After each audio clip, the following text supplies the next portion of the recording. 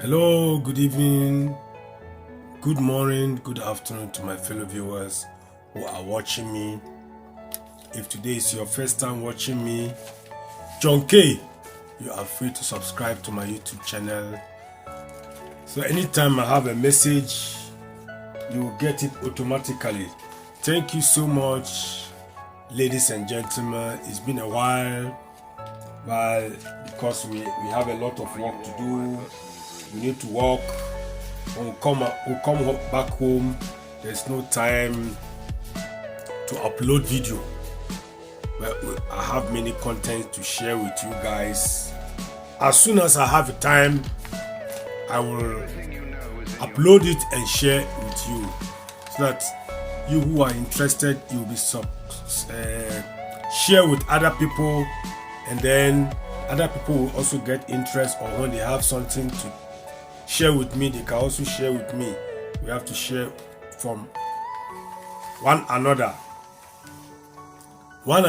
opinion, one another's view. We can all learn from each other's mistakes and correct each other as well.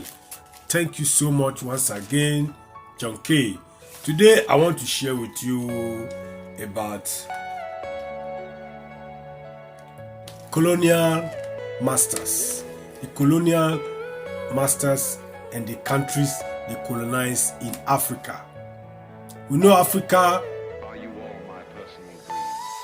there has been about 4 or 5 colonial masters, but most especially French and British are our master colonial or colonial master. So today I want to share with you first about French colonial master when they were in Africa. Next time I will share also much with you about French colonial master in Africa. The British also have been with us for a long time, and they settled down in Africa for so many years. Likewise the French. So today I want to share with you about the British.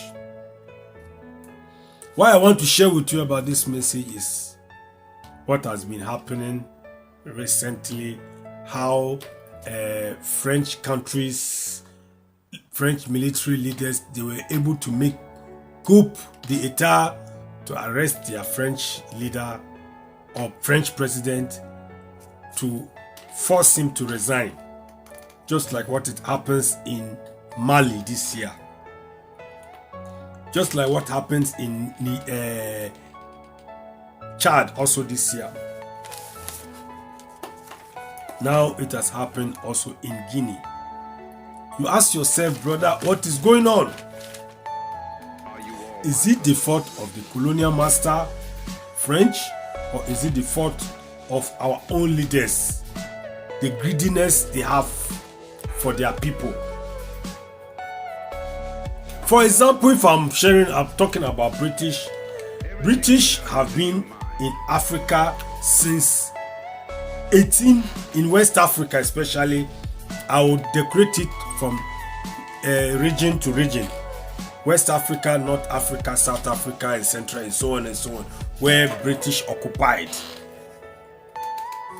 Example, in British West Africa, there were about 6 countries, which was namely Gambia, Ghana, Nigeria, South Cameroon.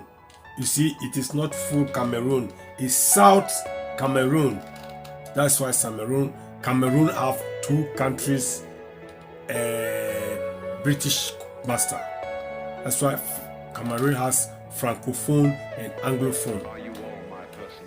My question is, does these things cause division, or does these things cause war? You know, anything that will cause separation, it brings war. And at the end of the war, one may lose. And the one who loses will be in disastrous moment of all time. So these countries I just mentioned now, The 6 countries in West Africa, British West Africa, I mentioned again, is Gambia, Ghana, Nigeria, South Cameroon, and Sierra Leone.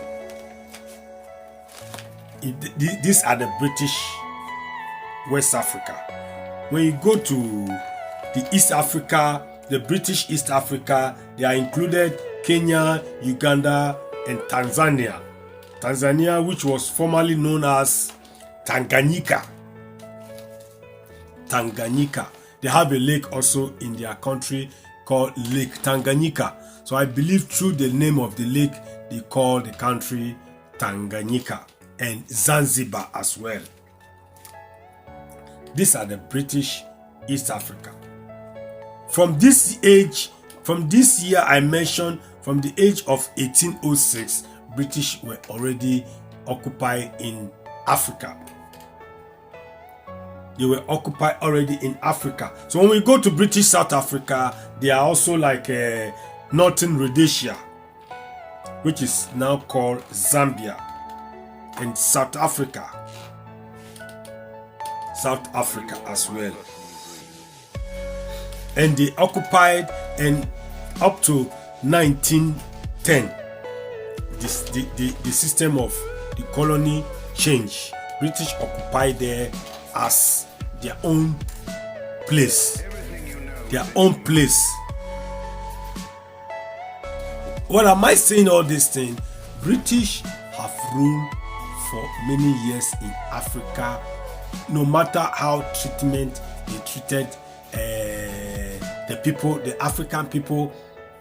Till today, we have learned a lot from our mistakes. We have learned a lot from all that has happened aforetime.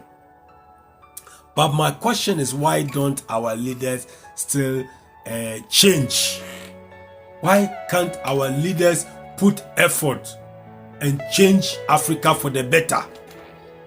Like the way the British people, they are also having their own land, but they put effort to establish this world for the better. That is why they begin to go all around, all across the universe, discovering and opening the people their eyes, even no matter how bad treatment they treated many people during the slave trade. But they also gained something out of it. We, our forefathers, also have gained something out of it. If today, up to today, we cannot change, I don't know what is going on in Africa. I don't know what is wrong with our African leaders. Any person who achieved power, he want to stay in that power for life. Why? Why is the country belong to you? Our forefathers who fight with their blood to claim the independence from the hand of the British people, they didn't be so greedy like today our president, our leaders who are so greedy. I'm encouraging African leaders of today that we should not be greedy. We have to be planning in future. We have to planning ahead. We have to plan ahead. We have to focus our attention of tomorrow. Our British masters who colonized us, colonial masters, they always think not of only today. They think of tomorrow. If we can't change with our own mentality, let us learn from them. This message I'm talking also for the most special African leaders, as well as the student in the university. The student in the university, I'm talking to you all. Please, maybe you might be the leaders of tomorrow. Please listen to these messages. Listen to this small, little message, little idea I'm giving you. Let us do away with greediness and move forward as African leaders. If we know we can achieve independence and take good care of ourselves, why don't we make it for the better? So please, university student in Africa, I'm encouraging all of you, study hard so that your politics is going to be the best. in this 21st century, your politics is going to be the better. So that Africa will do away with poverty. All what we are all fighting is to kill poverty, brothers and sisters. Is to kill poverty. Don't forget I've mentioned all the British countries which were colonized by Africa. I've mentioned all to you, my brothers and sisters. I will mention again, like Central Africa, British East Africa is like example, Kenya, Uganda, Tanzania.